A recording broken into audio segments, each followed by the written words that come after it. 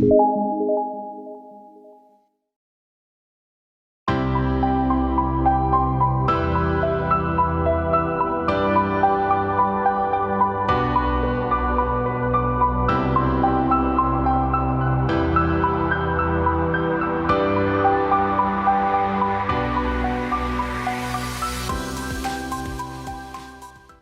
did you get started?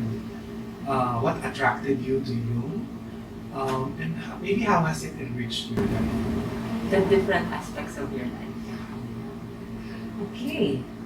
I got introduced to CJCC, to the Friends of You, through a good friend, Rosie and Ko, who invited me to enroll in their summer course in Ateneo. It was a full summer course on Jungian psychology. And I was pregnant, heavy with my seventh son. I think I was 3 months pregnant then. And I thought it was a good thing to enroll, because first I trusted that I'm interested in psychology, and that child that I was carrying was gonna be my seventh son. And you can imagine that I've had many years of mothering. Yes, and I was a journalist. I still a journalist at that time. I think I've already left journalism. I was with the Philippine Daily Inquirer, and then I became a public relations consultant. Yeah. Yes. I think I was already, because when I was with my seventh boy, I was doing consulting work on the Philippine tourism program with the Department of Tourism. And it was time, I believe it was time to look inward. I wanted to recover my colors. I think that's the way I had described when I tell my story and joining the course. It was like I wanted to recover back my colors. My colors. Yeah, because through those many years of raising children, giving birth, and then pahingang konti, and then getting pregnant, giving birth. So my wardrobe had been like neutrals, black, gray, and it was also fit for the corporate world. But there was an inner yearning for me to regain my colors. Maybe there's an inner yearning that I am not giving some aspects of myself the time. And studying per se was good. A good break from working and being a homemaker. So how old were you when you started, if you don't mind? How old were you when you took the summer course? My son, my seventh now, is 19. So 2000. yeah, he was born in the year 2000. So that was in 2000. I was 41. Oh, okay. Yes, and I gave birth to him at 41. Yes. So, could you say something about what was your life before you, and what was your life after you learned more about yourself? Okay. Generally, my life was eventful as a journalist. We cover different things. I was a reporter, and then I covered the city hall, city government, city courts, and I covered the Manila area. I covered the Department of Health, and then I became a diplomatic reporter. I covered the foreign affairs. And I was likewise. I had a column called in the news and people in the news. So it was my job to give more insights on people who are in the news, like what are the insights that they can share. No, who are they? Who are these? The politicians, the criminals, the rich people, the well-known artists, the visiting artists. So that I had a very eventful life. But I've asked myself, what about my life? Hindi ba? Parang Yeah. that's some kind of a juxtaposition. And I guess a lot of journalists go through this, that we involve ourselves in other people's lives, we involve ourselves in current events, And stories, and we have to situate stories from historical events. So there's a lot of information processing and events in our lives. No? But the inward look was something that I looked forward to. And when I was in college, I had good friends, and it seemed that with my good friends, we were very reflective. Even with our phone conversations and over at that time we were already starting to learn the wonders of beer drinking even in college, you know. So we were reflecting. We thought a lot of other things rather than the usuals, something like that. So you lost that reflective part of you. Yeah, yes, in a sense I did, because my friends went on, they went abroad, they had their own lives, and my own close friends were close friends in the industry, and we would we would be talking about again. We would have our nights out, which we always did. After work, we would distress and but not so much on self-assessments where you know, but it's like, how are you doing? Oh, what did he say? Oh, this is like we're that time we have Yeah. Yes. moving onward with relationships, building about getting married, yung mga ganun. Ano yung status? Pero yung, does that suit you, or is it enriching your inner life? Wala masyadong ganon. So, the course itself had something to do with a lot of that, and I enjoyed dream work. That really struck me. Of course, there was the whole spectrum about shadows, looking at the female, the feminine side of you, the masculine side, the gods and goddesses, how they represent the archetypes, the basic energies that people have and that have been observed through time, since the time of the Greeks, the Romans, France, Perhaps even Romans. before then. Perhaps even before the Greeks. Right. So, yun. And it was very fascinating. I loved it. I really loved it. And I met a lot of good friends there too, you know, who were speaking that language of letting their inner self, or expressing more their inner selves, how their current businesses or lack of business, or their current emphasis, or their current too much focus or lack of it are making them happy or sad or forlorn.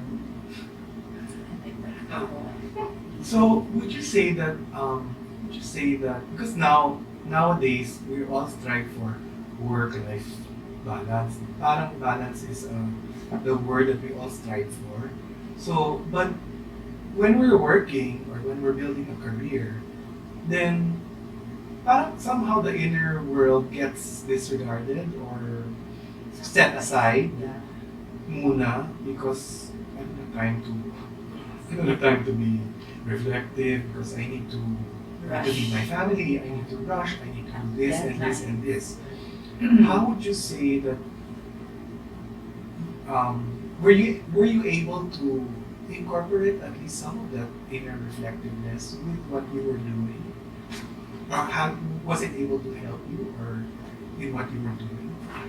Um, the years as a journalist was very enriching in terms of getting up close with life, with the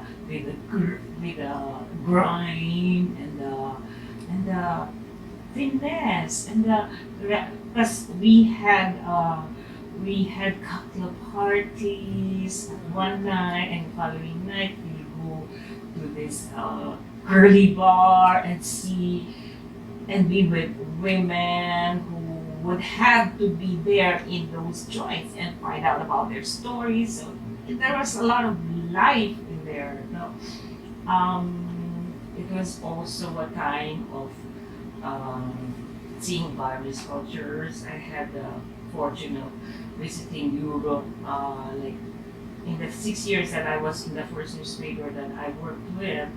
I had the fortune of visiting Europe 3 times over and the United States 3 times over. And I also had a grant given by the US government with the University of Hawaii.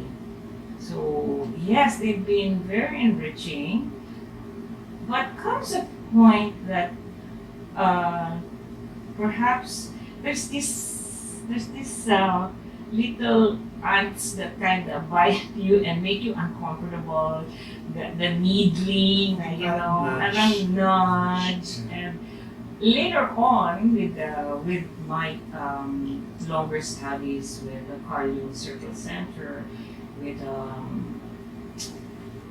enrolling in very interesting courses on various psychology studies. Then we've become to realize that these were really callings, that I was kind of lucky, or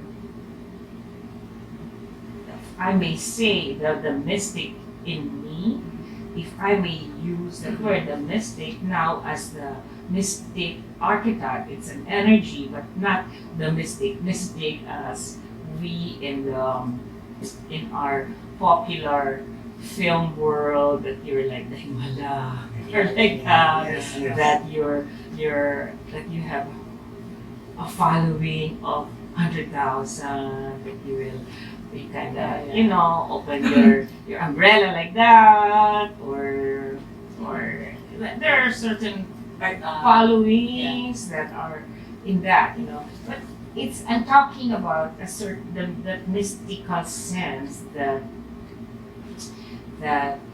there is a certain path for you that you need to be more aware of, and I would say I wouldn't like to use the word luck, that I was lucky that I sensed it, because it was there. I was aware of it, that there was nudging for me to have a break from that kind of life. And I also now have this experience of writing those experiences in a certain course that I'm in. It's memoir writing, and it's like I listen to the call of an orange sky. Really? What? Yeah. The orange sky called you. But it's a way of telling that story. I was coming home from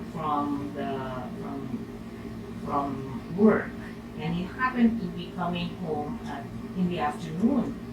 And when I was riding a bus going home, and I saw this orange sky in at the outside. No?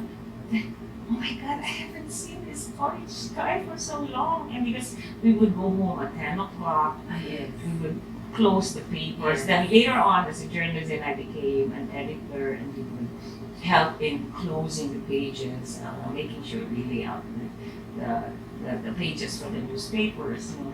And we would go home at 10. That was a usual time that we would go home. And, you know, of course, you wouldn't see the orange sky. And I was like, oh, that's so beautiful. And I remember that was the kind of sky that I loved seeing. And when I was young, I would get emotional at the time, at dusk. And I was sure that it was emotional because it was a time when I was happy that my mother was there with me at that time. And I had already had children. And I said, I need to be with my children. So there. So the Yes. orange sky. The orange sky prompted me to Change your life. there were certain situations that also in the office that also pointed to choosing now whether it is good to change the schedule, to change the work. And I did. I answered the call. You took the lead. I took the lead, Yeah. and it is the orange sky opened to various colors. No regrets. Hopefully, no Yes, regrets. yes, certainly. Sarap. So you were 40 years old. Did you have other friends or colleagues that were kind of in the same? They were feeling that they needed some change. Do you recall having colleagues that were like that? Not so much, because my female friends who were in the field were, maybe that was their path, not to really as use people, no? And around the energy, the passion that the people in the industry have for the work is really something to be underscored. You know? But I would say that were there people who had wanted that kind of life. What I can say is that after I left Inquirer and I got into consulting work in public relations, and when I meet clients, friends, associates in the companies that are my clients, they would always say, "Ruby, I'm so envious. I wish I could have your schedule of being flexible, tending to the children, and yet have your own career." So that was always being said by many of the mother employees and businesswomen who I dealt with. So there was an appreciation of by others of the situation I was in. The new you, of the new Ruby. Yeah. I think maybe, kasi when you look at someone's life, and let's say I know you as maybe if I had known you then, or if we had known you then, we would know you as the reporter, or the Yes. journalist, or the editor. Yeah. No? Pero meron pang ibang side Of you. of you. Oh. Marami pang ibang Oh, side. it's not surfacing. That's you that we just don't know, but you have a lot of other sides. So siguro like maybe the reason why you survived and you thrived and you flourished in journalism is because nasa iyo yun. I mean, you had the passion for story. And the curiosity for And things. yeah, and Oh. curiosity. It's part of No, it. you had passion for it, and the energetic life. But at the same time, you also had to attend to your other needs, your inner needs. Yeah. And the things that have happened to me in the past 2 or 3 years that I got so involved in theater Yes. and I had the chance to be part of a stage of a musical. Yes, you wrote the musical. No, you Yeah. wrote the script. I wrote the script for the It's a Halo beautiful Halo script. Tayo. Yeah. Thank you. The Halo Halo Tayo, the delightfully delicious, colorfully complex Filipino soul. And so having done that and looking back, it's like I'm able to situate, I'm able to remember that I really had a hard time writing the course, the intended course in UP. I had wanted to be enrolled in foreign affairs because there was that. That is the thing before. That's the thing before, and there was this inner desire to be. I wanted to represent my country. That was very clear to me then. But then I didn't know that they phased out the course, and I didn't know that they were that the substitutes were European or Asian studies. I didn't know that. So it took me a hard time trying to find what course I would do until I first went into science, which was dentistry. Oh, really? I did. Wow. I did.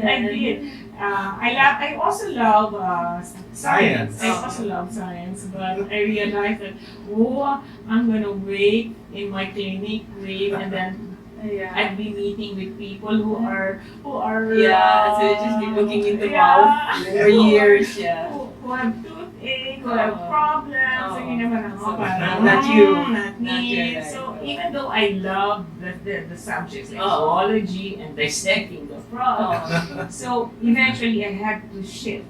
Oh. And doon talaga nahirapan talaga. I took up journalism because I found that course to have many social science electives that I Yes. liked. Oh. So it wasn't really a dream to be in a newspaper world, You were but just the social sciences. And I loved so many subjects and it offered a lot. It offered French. And I no interest Oh, oh, actually.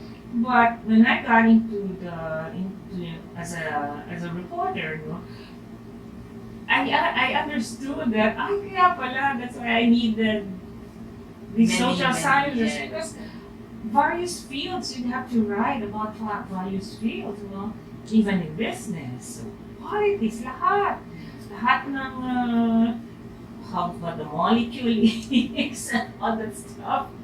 Yeah, you So were able varied. to use it I in was your able to use it. conversations with a lot of different people. Yeah. But how? Psychology I love too.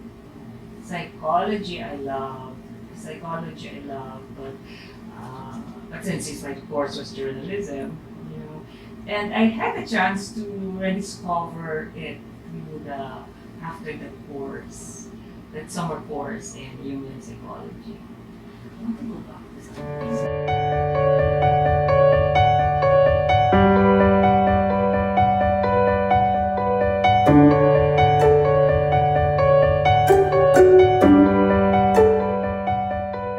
Well, the next few seconds, months, years, it's a continuing journey. And just to be brief about how it has affected me is that I have become more adventurous. Like I'm willing to get out of my comfort zones, knowing that there is still a lot to discover about ourselves. And each time is new productions, new engagements, new friends.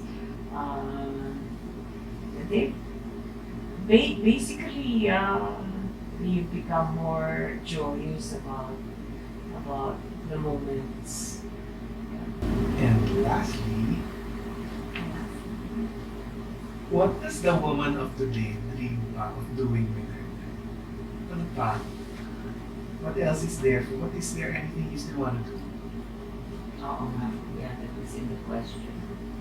Insert the question of Mary Oliver, which Gil has given us in her workshop. What That you is want, it that you want to plan do? to do You plan to do with your one wild and and precious. oh, that's by Mary Oliver. Yeah, yeah. I want to write more. I want to write more with that adventurous spirit because, for one, because my self-realizations that perhaps I could help others on the path of to become more adventurous towards self-realization, but basically to create something extraordinary out of the ordinary. New. That's what I want to write about. And there are so many beautiful ordinary lives that I'm seeing, and how extraordinary things become. Actually, they become more extraordinary by people coming together and loving that, making extraordinary work out of the ordinary. Yeah. Would you say that more writing would nourish, freshen Yeah, up your it soul? would. It would. Like with this volcanic eruption, I wanted to do a bit of lines about how my ancestors had long ago they must have lit or swept the ashes of the so that they could resume their lives, or how, but everything will have to go with one stroke at a time, and that's the image that I'm seeing, yung mga nagwawalis kong mga ancestors, and maybe because they did resume their lives, I'm here. That there is that there are descendants, that there are people right now, and parang that I wanna, and that simple things. Thank you, Ruby. Thank you. That was so nice to hear all your stories. Is there anything else that you would like to add, or do you have a message for our viewers? Yes, I'd like to maybe underscore what the play Halo Halo Tayo wants to say, that the Filipino is special. The Filipino is special, and that we need to look more to find our special ways, because we do it every day. We find it ordinary, but those ways are very special. Okay. That. Thank you so Thank much. you. Thank you, Ruby. Thank you too. Thank you. Thank Again, please, if you would like to follow us, please do. We have a lot of other videos. My name is Oliver Rojas.